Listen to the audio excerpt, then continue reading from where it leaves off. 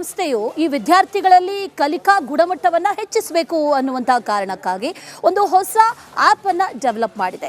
AI assignment app ಅನ್ನುವಂಥ ಒಂದು ಹೊಸ ತಂತ್ರಜ್ಞಾನವನ್ನು, ಒಂದು ಹೊಸ ಆ್ಯಪನ್ನು ಈಗ ಪರಿಚಯ ಮಾಡಲಾಗಿದೆ. B1 ಅನ್ನುವಂಥ ಸಂಸ್ಥೆ ಇದನ್ನು ಈಗ ಆ್ಯಪನ್ನು ಇಂಟ್ರೊಡ್ಯೂಸ್ ಮಾಡಿರೋದು. ಇದರಿಂದ ವಿದ್ಯಾರ್ಥಿಗಳ ಕಲಿಕಾ ಗುಣಮಟ್ಟ ಹೆಚ್ಚಾಗುತ್ತೆ. ಅದರ ಜೊತೆಯಲ್ಲಿ ವಿದ್ಯಾರ್ಥಿಗಳು ಹೊಸ AI ತಂತ್ರಾಂಶವನ್ನು ಬಳಕೆ ಮಾಡಬಹುದು ಅಂತ ಕೂಡ ಹೇಳಲಾಗ್ತಾ ಇದೆ. ಇದನ್ನು ರೀಸೆಂಟ್ಲಿ ಬಿಡುಗಡೆ ಕೂಡ ಮಾಡಲಾಗಿದೆ. ಶಿಕ್ಷಕರು, ಪೋಷಕರು, ಟೂರಿಸ್ಟ್ಗಳು ಇವರೆಲ್ಲರಿಗೂ ಕೂಡ ಇದು ಸಹಾಯ ಆಗುತ್ತೆ ಅನ್ನುವಂಥದ್ದನ್ನು ಕೂಡ ಹೇಳಲಾಗ್ತಾ ಇದೆ. ಈ AI ಆ್ಯಪ್ ಇದೆಯಲ್ಲ, ಇದರ ಒಂದಷ್ಟು ವಿಶೇಷತೆಗಳಿದೆ.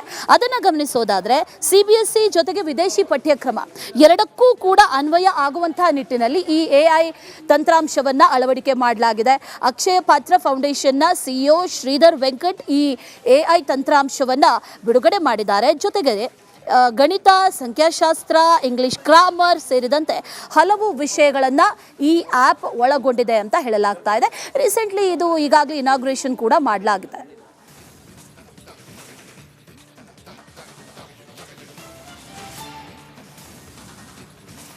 ಅವರಿಗೆ ನಾವು ಒಂದು ಗಮನಕ್ಕೆ ತಂದಿದ್ವಿ, ಆದರೆ ಕೇಳಿಲ್ಲ.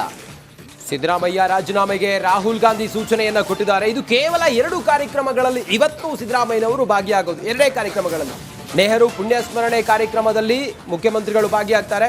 KPCC ಕಚೇರಿಯಲ್ಲಿ, ವಿಧಾನಸೌಧದಲ್ಲೂ ಕೂಡ ಇವತ್ತೊಂದು ಕಾರ್ಯಕ್ರಮ ಇದೆ. ಸಿದ್ದರಾಮಯ್ಯನವರು ರಾಜ್ಯದ ಮುಖ್ಯಮಂತ್ರಿಗಳು, ಅವರ ಶೆಡ್ಯೂಲ್ ಬ್ಯುಸಿ ಇರುತ್ತೆ. ಅವರು ಯಾವಾಗಲೂ ಫ್ರೀ ಇರೋದಿಲ್ಲ. ಆ ಮೀಟಿಂಗು, ಈ ಮೀಟಿಂಗು, ಆ ಕಾರ್ಯಕ್ರಮ, ಈ ಕಾರ್ಯಕ್ರಮ ಅಂತೇಳಿ. ಆದರೆ ಇವತ್ತು ಸಿದ್ದರಾಮಯ್ಯ 2 ಕಾರ್ಯಕ್ರಮದಲ್ಲಿ ಭಾಗಿಯಾಗ್ತಾರೆ. ಸಿದ್ದರಾಮಯ್ಯ ಮಹತ್ವದ ಸುದ್ದಿಗೋಷ್ಠಿ ಇವತ್ತೇ ಮಾಡ್ತಾರಾ? Question mark. ಸಿದ್ದರಾಮಯ್ಯ ರಾಜೀನಾಮೆಗೆ ರಾಹುಲ್ ಗಾಂಧಿ ಸೂಚನೆ ಕೊಟ್ಟ ಹಿನ್ನೆಲೆಯಲ್ಲಿ ಸಿದ್ದರಾಮಯ್ಯನವರು ಈಗ ಆ ಕುರ್ಚಿಯಿಂದ ಕೆಳಗಿಳಿಯೋದಷ್ಟೇ. ಇನ್ನೊಂದು 2-3 ದಿನದಲ್ಲಿ ಎಲ್ಲದಕ್ಕೂ ಕೂಡ ಒಂದು ತಾರ್ಕಿಕ ಅಂತ್ಯ ಸಿಗುತ್ತೆ. ಸಿದ್ದರಾಮಯ್ಯನವರು ಕೆಳಗಿಳಿದು ಆ ಕುರ್ಚಿಯಲ್ಲಿ ಯಾರು ಕೂರ್ತಾರೆ, KPCC ಅಧ್ಯಕ್ಷರಾಗಿ ಯಾರು ಇರ್ತಾರೆ ಅನ್ನೋದರ ಬಗ್ಗೆಯೂ ಕೂಡ ಭಾರಿ ಕುತೂಹಲಗಳು ಕೆರಳಿಸ್ತಾ ಇದೆ. ಬೆಳಿಗ್ಗೆ 11 ಗಂಟೆಗೆ ಕಾರ್ಯಕ್ರಮಗಳು ಮುಗಿಯುತ್ತೆ. ಆ ನಂತರ ಅವರು ಯಾವುದೇ ನಿಗದಿಯಾದ ಕಾರ್ಯಕ್ರಮಗಳಿಲ್ಲದೆ ಇರೋದ್ರಿಂದಾಗಿ ಅವರು ಸುದ್ದಿಗೋಷ್ಠಿಯನ್ನ ಮಾಡುವ ಸಾಧ್ಯತೆ ಇದೆ. B1 ಸಂಸ್ಥೆಯು ಈ ವಿದ್ಯಾರ್ಥಿಗಳಲ್ಲಿ ಕಲಿಕಾ ಗುಣಮಟ್ಟವನ್ನು ಹೆಚ್ಚಿಸಬೇಕು ಅನ್ನುವಂತಹ ಕಾರಣಕ್ಕಾಗಿ ಒಂದು ಹೊಸ ಆ್ಯಪ್ ಅನ್ನು ಡೆವಲಪ್ ಮಾಡಿದೆ.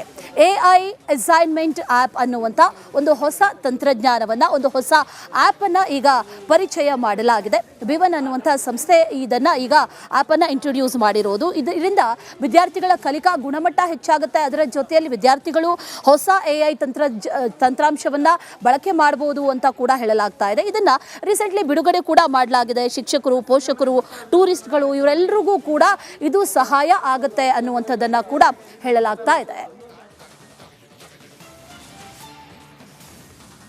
ಈ AI ಆ್ಯಪ್ ಇದೆಯಲ್ಲ, ಇದರ ಒಂದಷ್ಟು ವಿಶೇಷತೆಗಳಿದೆ. ಅದನ್ನು ಗಮನಿಸೋದಾದರೆ CBSE ಜೊತೆಗೆ ವಿದೇಶಿ ಪಠ್ಯಕ್ರಮ ಎರಡಕ್ಕೂ ಕೂಡ ಅನ್ವಯ ಆಗುವಂತಹ ನಿಟ್ಟಿನಲ್ಲಿ ಈ AI ತಂತ್ರಾಂಶವನ್ನು ಅಳವಡಿಕೆ ಮಾಡಲಾಗಿದೆ. ಅಕ್ಷಯ ಪಾತ್ರ ಫೌಂಡೇಶನ್ನ CEO ಶ್ರೀಧರ್ ವೆಂಕಟ್ ಈ AI ತಂತ್ರಾಂಶವನ್ನು ಬಿಡುಗಡೆ ಮಾಡಿದ್ದಾರೆ. ಜೊತೆಗೆ ಗಣಿತ, ಸಂಖ್ಯಾಶಾಸ್ತ್ರ, ಇಂಗ್ಲಿಷ್ ಗ್ರಾಮರ್ ಸೇರಿದಂತೆ ಹಲವು ವಿಷಯಗಳನ್ನು ಈ ಆ್ಯಪ್ ಒಳಗೊಂಡಿದೆ ಅಂತ ಹೇಳಲಾಗ್ತಾ ಇದೆ. ರೀಸೆಂಟ್ಲಿ ಇದು ಈಗಾಗಲೇ ಇನಾಗ್ರೇಷನ್ ಕೂಡ ಮಾಡಲಾಗಿದೆ.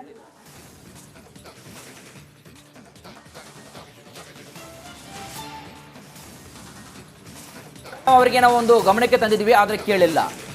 ಸಿದ್ದರಾಮಯ್ಯ ರಾಜೀನಾಮೆಗೆ ರಾಹುಲ್ ಗಾಂಧಿ ಸೂಚನೆಯನ್ನ ಕೊಟ್ಟಿದ್ದಾರೆ. ಇದು ಕೇವಲ 2 ಕಾರ್ಯಕ್ರಮಗಳಲ್ಲಿ ಇವತ್ತು ಸಿದ್ದರಾಮಯ್ಯನವರು ಭಾಗಿಯಾಗೋದು. 2 ಕಾರ್ಯಕ್ರಮಗಳಲ್ಲಿ ನೆಹರು ಪುಣ್ಯಸ್ಮರಣೆ ಕಾರ್ಯಕ್ರಮದಲ್ಲಿ ಮುಖ್ಯಮಂತ್ರಿಗಳು ಭಾಗಿಯಾಗ್ತಾರೆ. KPCC ಕಚೇರಿಯಲ್ಲಿ, ವಿಧಾನಸೌಧದಲ್ಲೂ ಕೂಡ ಇವತ್ತೊಂದು ಕಾರ್ಯಕ್ರಮ ಇದೆ. ಸಿದ್ದರಾಮಯ್ಯನವರು ರಾಜ್ಯದ ಮುಖ್ಯಮಂತ್ರಿಗಳು, ಅವರ ಶೆಡ್ಯೂಲ್ ಬ್ಯುಸಿ ಇರುತ್ತೆ. ಅವರು ಯಾವಾಗಲೂ ಫ್ರೀ ಇರೋದಿಲ್ಲ. ಆ ಮೀಟಿಂಗು, ಈ ಮೀಟಿಂಗು, ಆ ಕಾರ್ಯಕ್ರಮ, ಈ ಕಾರ್ಯಕ್ರಮ ಅಂತೇಳಿ. ಆದರೆ ಇವತ್ತು ಸಿದ್ದರಾಮಯ್ಯ 2 ಕಾರ್ಯಕ್ರಮದಲ್ಲಿ ಭಾಗಿಯಾಗ್ತಾರೆ. ಸಿದ್ದರಾಮಯ್ಯ ಮಹತ್ವದ ಸುದ್ದಿಗೋಷ್ಠಿ ಇವತ್ತೇ ಮಾಡ್ತಾರಾ? Question mark. ಸಿದ್ದರಾಮಯ್ಯ ರಾಜೀನಾಮೆಗೆ ರಾಹುಲ್ ಗಾಂಧಿ ಸೂಚನೆ ಕೊಟ್ಟ ಹಿನ್ನೆಲೆಯಲ್ಲಿ ಸಿದ್ದರಾಮಯ್ಯನವರು ಈಗ ಆ ಕುರ್ಚಿಯಿಂದ ಕೆಳಗಿಳಿಯೋದಷ್ಟೇ. ಇನ್ನೊಂದು 2-3 ದಿನದಲ್ಲಿ ಎಲ್ಲದಕ್ಕೂ ಕೂಡ ಒಂದು ತಾರ್ಕಿಕ ಅಂತ್ಯ ಸಿಗುತ್ತೆ. ಸಿದ್ದರಾಮಯ್ಯನವರು ಕೆಳಗಿಳಿದು ಆ ಕುರ್ಚಿಯಲ್ಲಿ ಯಾರು ಕೂರ್ತಾರೆ, KPCC ಅಧ್ಯಕ್ಷರಾಗಿ ಯಾರು ಇರ್ತಾರೆ ಅನ್ನೋದರ ಬಗ್ಗೆಯೂ ಕೂಡ ಭಾರಿ ಕುತೂಹಲಗಳು ಕೆರಳಿಸ್ತಾ ಇದೆ. ಬೆಳಿಗ್ಗೆ 11 ಗಂಟೆಗೆ ಕಾರ್ಯಕ್ರಮಗಳು ಮುಗಿಯುತ್ತೆ. ಆ ನಂತರ ಅವರು ಯಾವುದೇ ನಿಗದಿಯಾದ ಕಾರ್ಯಕ್ರಮಗಳಿಲ್ಲದೆ ಇರೋದ್ರಿಂದಾಗಿ ಅವರು ಸುದ್ದಿಗೋಷ್ಠಿಯನ್ನ ಮಾಡುವ ಸಾಧ್ಯತೆ ಇದೆ. B1 ಸಂಸ್ಥೆಯು ಈ ವಿದ್ಯಾರ್ಥಿಗಳಲ್ಲಿ ಕಲಿಕಾ ಗುಣಮಟ್ಟವನ್ನು ಹೆಚ್ಚಿಸಬೇಕು ಅನ್ನುವಂತಹ ಕಾರಣಕ್ಕಾಗಿ ಒಂದು ಹೊಸ ಆ್ಯಪ್ ಅನ್ನು ಡೆವಲಪ್ ಮಾಡಿದೆ. AI ಅಸೈನ್ಮೆಂಟ್ ಆ್ಯಪ್ ಅನ್ನುವಂಥ ಒಂದು ಹೊಸ ತಂತ್ರಜ್ಞಾನವನ್ನು, ಒಂದು ಹೊಸ ಆ್ಯಪನ್ನು ಈಗ ಪರಿಚಯ ಮಾಡಲಾಗಿದೆ.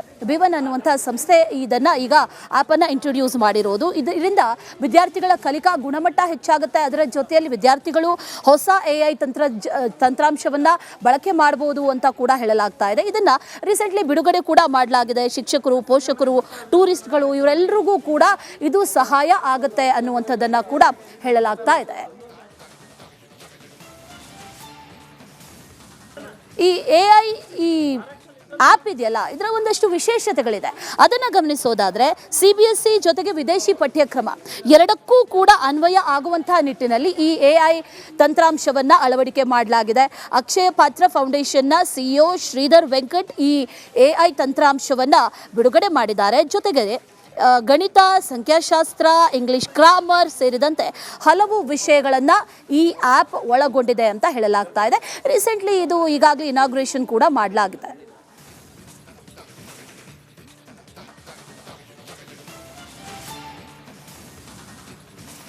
ಅವರಿಗೆ ನಾವು ಒಂದು ಗಮನಕ್ಕೆ ತಂದಿದ್ವಿ, ಆದರೆ ಕೇಳಿಲ್ಲ. ಸಿದ್ದರಾಮಯ್ಯ ರಾಜೀನಾಮೆಗೆ ರಾಹುಲ್ ಗಾಂಧಿ ಸೂಚನೆಯನ್ನ ಕೊಟ್ಟಿದ್ದಾರೆ. ಇದು ಕೇವಲ 2 ಕಾರ್ಯಕ್ರಮಗಳಲ್ಲಿ ಇವತ್ತು ಸಿದ್ದರಾಮಯ್ಯನವರು ಭಾಗಿಯಾಗೋದು. 2 ಕಾರ್ಯಕ್ರಮಗಳಲ್ಲಿ ನೆಹರು ಪುಣ್ಯಸ್ಮರಣೆ ಕಾರ್ಯಕ್ರಮದಲ್ಲಿ ಮುಖ್ಯಮಂತ್ರಿಗಳು ಭಾಗಿಯಾಗ್ತಾರೆ. KPCC ಕಚೇರಿಯಲ್ಲಿ, ವಿಧಾನಸೌಧದಲ್ಲೂ ಕೂಡ ಇವತ್ತೊಂದು ಕಾರ್ಯಕ್ರಮ ಇದೆ.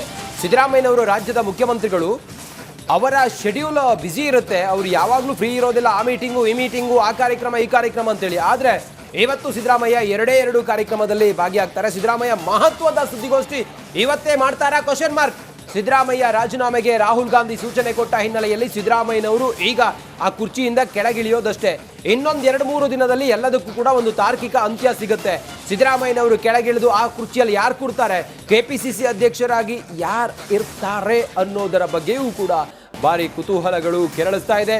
ಬೆಳಿಗ್ಗೆ 11 ಗಂಟೆಗೆ ಕಾರ್ಯಕ್ರಮಗಳು ಮುಗಿಯುತ್ತೆ. ಆ ನಂತರ ಅವರು ಯಾವುದೇ ನಿಗದಿಯಾದ ಕಾರ್ಯಕ್ರಮಗಳಿಲ್ಲದೆ ಇರೋದ್ರಿಂದಾಗಿ ಅವರು ಸುದ್ದಿಗೋಷ್ಠಿಯನ್ನ ಮಾಡುವ ಸಾಧ್ಯತೆ ಇದೆ.